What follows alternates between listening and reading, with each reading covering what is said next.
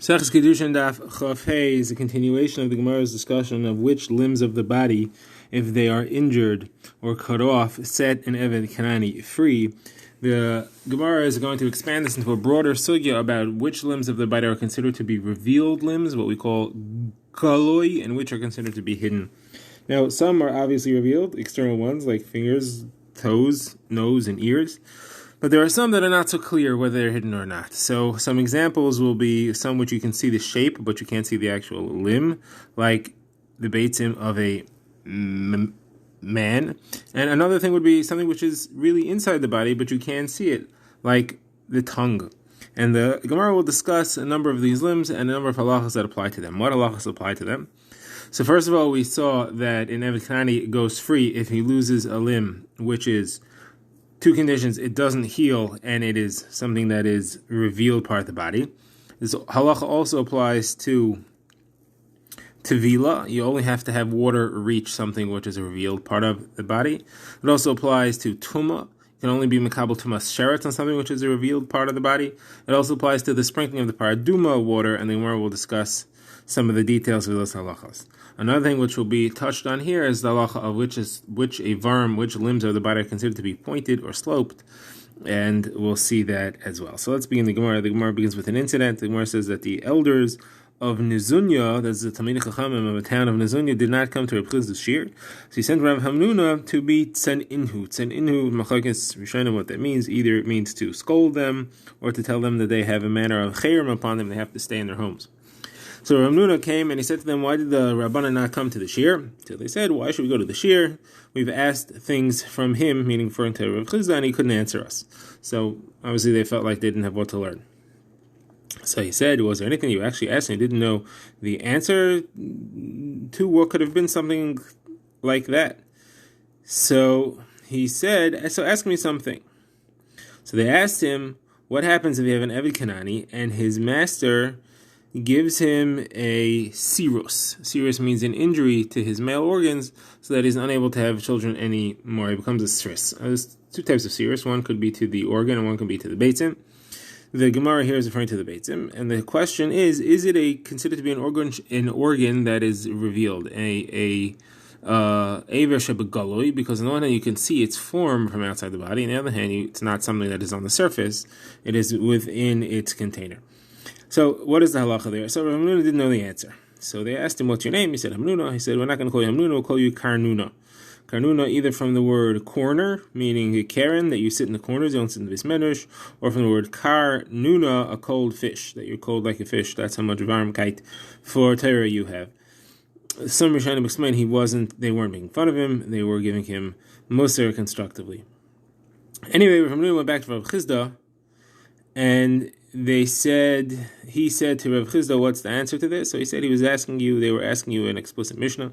And the Mishnah lists there are 24 heads of organs that don't have the halacha, that have a halacha that you cannot be metame tumas michya. Tumas michya is a type of tzaras. The halacha of tzaras is that the kohen has to be able to see the entire michya, the entire tzaras, at once. So if it's on a pointy organ that you can't see all sides of the michya, the entire thing at once, because it wraps around to the other side, that won't be metame because of tzaras. So the Mishnah lists these 24 organs, and then it says that it also has the halacha as far as an Eved Kanani going free, and then it adds other things to that list as well. So what are these 24 organs? So you have 10 fingers and 10 toes, ears, the tip of the nose, and the head of the male organ. And on a woman, you also have the nipples. Rabbi Yehuda says a man's nipples also count. The Tanna Kama didn't feel that they were large enough. Now, the Mishnah continues, and it says all these halachos have all these organs, that is, have another halacha, and that's if an Eved loses one of them because of his master, he goes free. Now, on that, we add some other halachas. Here you have Rebbe and Ben Azai. So Rebbe says it also includes a sirus, somebody who causes a sirus, an injury to one of the male organs. We're not sure yet which one, but an injury to one of the male organs also causes the Eved to go free. We're no longer talking about tzaras here. It causes an Eved to go free. And then Ben Azai adds the tongue as well. So now, Rabbi Chizda says, let's focus on Rabbi Shita. Rabbi added a sirus. What is the injury to what? If it's the injury to the male organ, that was already listed as one of the 24. So it must mean the beitzim. And therefore you see a clear answer to the question that the Savi Dinazunya asked you, that an injury to the beitzim also counts to set the Eved free. All right, that's that discussion. But now the Gemara goes more deeply here into this Shita of Rebbe. Somewhere says that Rebbe didn't mention the tongue. You had a list of 24, and then Rebbe added Siros, and Ben Azai said even the tongue as well. It implies that Rebbe holds that the tongue does not count on the list of things which, if the Eved would lose, he were to go free. So the Gemara asks a question on that. And that's in the discussion of organs which are considered to be external, or considered to be begoloi, visible. So you have a brisa. This is if somebody was sprinkling paraduma water and it landed on the mouth. So Rebbe says it counts, it's a good hazah. Now paraduma water, as we shall see, has to be on an external part of the body. So Rebbe says that it's good, and the Chachamim say it's no good, it's not considered to be external. So the Gemara says, what does it mean the mouth? Obviously it means the tongue. Otherwise, what's the chiddush that it's an external part of the body? So if it lands on the tongue, so Rebbe then here clearly says if it lands on the tongue, it is considered a good hazah, which means it's an external organ. It's considered to be begoloi. So then why wouldn't Rebbe add into our Mishnah that the tongue also is one of the organs that the Eved would go free if his master causes him to lose? Let's see Gemara's kasha. The Gemara tries two answers. The Gemara says, first of all, maybe it means the lips. It doesn't mean the tongue. Rebbe agrees that the tongue is not considered to be begoli. It's talking about the lips. You may think that the lips are not considered begoli because when you press your lips together, they're not visible. They're only visible sometimes. And therefore, the chiddush here is, no, the lips are considered to be visible. That's the first attempt. The Gemara says it can't be because of a brisa that expands on this brisa and clearly says Rebbe was talking about the tongue, not the lips. We have another brisa that talks about a loss of the tongue explicitly. Rebbe said the Tana Kama adds loss of majority of the tongue, and Rebbe says loss of the part of the tongue that flaps, meaning you only count from the part that's not connected to the jaw. But either way, you have the tongue here mentioned specifically as one of the things that causes an Eved to go free. So why does Rebbe not mention it in our Mishnah? So when it says, therefore, you have to rework our understanding of the Mishnah. Mishnah listed 24 things, and then it said Rebbe adds the sirus, and Ben Azai adds the tongue. So Rebbe adds even the sirus. Rebbe adds the tongue and the sirus. So if that sounds like it's the same as Ben Azai, so Ben Azai then has to mean only the tongue and not the sirus. So the Gemara points out, then it's a bit out of order. If you're adding things one at a time, it should say 24 things, Ben Azai adds the sirus, Rebbe adds on top of that also the tongue. And that would have been the logical way to say it. So where it says the reason that the Mishnah didn't say it that way is because this is the order in which the Tana learned it. He first learned Rebbe, who adds sirus and the tongue. Sirus is the big chiddush. So he mentions the sirus. The sirus is completely covered. It's not like the tongue which you see sometimes, so it's a bigger chiddush. And then he learned Ben Azai. Ben Azai says just the tongue, so he added Ben Azai afterwards. But really, if he would have written it from scratch, now he would have written Ben Azai first because he is one chiddush, and then Rebbe adds another chiddush on top of that. Okay, now the Gemara goes into another halacha relevant to which are considered to be organs begoli, exposed organs, and that's the halacha of tumas sheretz. The Torah says asher yigaboy, that if a sheretz touches someone, it's metamehim. It's only something which is touchable, that's an external part of the body. So the question is, what about the tongue? If the tongue touches a dead sheretz, is that metamehim? So the Gemara quotes Ula, who says that it is considered to be begoli, and the reason is because it's dependent on touching. It has to be something which is possible to touch a sheretz, and a tongue, you could stick out your tongue and touch the sheretz, so it's possible. So certainly it's okay. Next question is, what about tevilah? When somebody goes to the mikvah, so the mikvah water has to reach every part of his exposed body, his external part of his body. Does it have reached the tongue? Is that considered to be external or not? So that the Gemara says, Ula also says everybody agrees that is not external. The water does not have to reach there. Why? Because the Torah says v'rachatz b'sar b'mayim. You should wash his basar in water. The basar means skin. And just like skin is it completely fully external, it's only referring to things which are completely fully external, not the tongue. Now, where do you have a machlekes about paraduma? Paraduma water, is that like tuma, which we say that the tongue is external, or is that like tevilah, which we say that the tongue is internal? So the machlekes between Rebbe and the Chachamim, do you compare hazah of paraduma to tevilah, or do you compare it to tuma, to being mitame? Rebbe says it's like tuma. and therefore it's considered to be external. The Rabbanan say it's like tefillah and it's considered to be internal.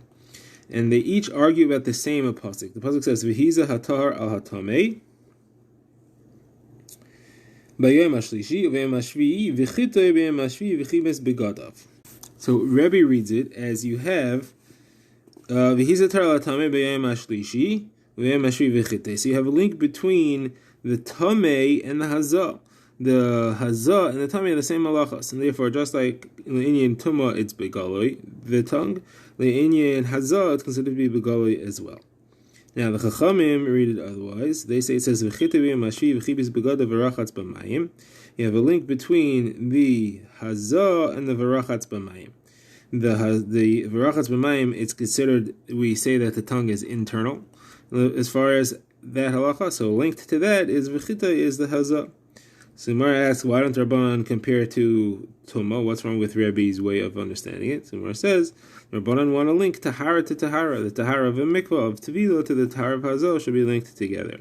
And Rebbe says, no, we should be Medame it to Tevilah, because V'chibes begadav goes in between. It's between the V'chitai and the Varachatz. It says V'chibes begadav, and that separates between the two types of Tahara, and therefore you would link Hazah to Tumah, not to Tevilah. Okay, so that's all the opinions. Now the Gemara has a kasha on Rebbe. You're telling me that Rebbe holds that the tongue or inside the mouth is considered to be internal in Tefillah, and water doesn't have to go there. So the question is, we have a story that happened in Rebbe's house. All which seems to indicate that he holds that the water has to go there. Why? Because Ravin says, the name of Ad, the name of Yitzchak, was an incident that happened with a shifcha, a servant in Rebbe's household, that she did tefillah. She came out and he found a bone between her teeth, which means that the water could not go there. And Rebbe said she has to go tefillah again. So you see, Rebbe held that the mayim, the water has to get everywhere, even inside her mouth. So Gemara says, no, the water doesn't have to go there. However, it does have to be royal l'bias mayim. It can't be something that would be blocking the water. Theoretically, would it go there? It has to be fitting for the water to come, but the water doesn't actually have to go there. Very similar to a concept we've seen elsewhere in Shas a few times. So in Yevamis, Nedarim, we'll see it again in Baba Basra, Makis, Menachas, Chulin, Nida. Appears many times in Shas. It's called Kolaray Labila, Ein Bila Makeves, called She'enaray Labila, Bila Makeves. You have to have the ability to mix things, but you don't have to actually mix them. Let's talk about a carbon mincha. So here also you have to have the ability for water to go there, but it doesn't actually have to go. Okay, the Gemara just concludes the topic of sirus of the beitzim, whether that is considered to be a mum shebegoloi, it's considered to be a revealed part of the body or not. So this is negeya for karbonos, whether they're considered to be a mum or not. So halacha is that a mum is the only problem if it's a visible mum. If it's a mum shebegoloi, same halacha. Over here we have a Mishnah discussing whether sirus is considered to be a mum. So we have three opinions in this Mishnah. First is Rabbi Yehuda. The Gemara is going to adjust it. It talks about the pasuk of mach v'chasus v'nasuk v'charos. Mach is crushed, v'chasus is another type of squeezing. Nasuk is where it's detached from some of the sinews, the gidim, the veins, the tubules that are attached to it, and v'charos is if it's completely detached from those things. So to which organs does this apply? Does this apply to the male organ or to the beitzim? Or to both, or to neither. So the Gemara quotes first Rabbi Yehuda. Rabbi Yehuda says they apply to the beitzim. The Gemara says it applies to the beitzim and not the gid, not the male organ. The Gemara says that wouldn't make sense. The Gemara says no, it means Rabbi Yehuda holds to all of them, both to the gid and even to the beitzim. That's Rabbi Yehuda's opinion. As Rabbi Yaakov says, it all applies only to the gid. Rabbi Yossi says mach v'chasos all apply to the veitim. Those things are recognizable externally if they've happened. Nasik v'charos, which is referring to severing, that applies to the gid and not to the beitim. Okay, this concludes this Gemara's comment, and now we get to our next Mishnah. The Mishnah discusses more acquisitions. This time we're going to talk about acquisitions of animals. How do you transfer title of animals? So the Mishnah divides into two categories: behema gasa, a very large animal, and behema tzedaka, a smaller animal like a sheep or a goat. So the Mishnah says behema gasa is transferred with what we call misira, which is handing over. And that's that the owner, the seller, transfers the control item, the reins, or the lead rope, or the hair that he's holding it by. It transfers that to the possession of the buyer. that's when control is transferred, that's when title has transferred. As far as a small animal, so here you have a machlekes. Rabbi Meir says you can't do mesira, it has to be lifted up. You have to actually pick up the goat of the sheep. Rabbi Meir and Rabbi Lazar, that's Rabbi Meir. Rabbi Eliezer and the Chachamim say you do meshicha. You have to actually pull it towards you. Gemara now begins. The Gemara has a brief discussion focusing on the kinyan of a behema gasa, a large animal. Can you do meshicha? Our Mishnah didn't mention meshicha. So Gemara says Rav gave a drasha in Kimchunya, and he said yes, you can do meshicha. You could pull or cause the behema gasa to walk, and that's a valid kinyan. So Gemara says Shmuel found the Talmidim of Rav, and he said, did Rav really say that you can acquire a behema gasa, a very large animal, with meshicha? Well, we learned mesira. You have to give it over. You have to give over the rope. And Rav also said as well with mesira. Is it possible that he changed his mind? They said he's saying like this brisa. The brisa says that the chachamim say zu v'zu, both a large animal and a small animal can be kind of with meshicha. And Rabbi Shimon says both are acquired with hagbah, by lifting it up. So Gemara says with hagbah. So how do you acquire an elephant? Rabbi Yosef asked. How do you acquire an elephant? The feet Reb Shimon, you have to lift up all animals, even a large one. You can't lift up an elephant. So he said, Abaye answered, either you do chalipin, which is a separate kinyan which works always, or you rent the place in which it's in. So Rabbi Zera said, you take 4 kalim and you put them under its feet, and now it's lifted up because it's lifted up. You've lifted up because it's standing on the kalim you put on the floor. Says Gemara. So you see from here that the kalim of the purchaser can acquire even if it's in the land that belongs to the seller. That's a question we've had a few times in Shas. Your kli can acquire for you. What if your kli itself is in the property of the seller who's trying to be a makna to you? So here, you see, you just put a kli under it and it's good. So Gemara says, no, we're not talking about where it's in the rishus of the meicher. We're talking about where it's in a unowned domain. It's in an alleyway. It belongs to everybody. Another possibility is we're talking about branches. You put branches on the floor and that lifts it up. It's not your kli, it's not his kli. You're just making it rise 3 tacham off the ground when it walks on them, and therefore it is kind of.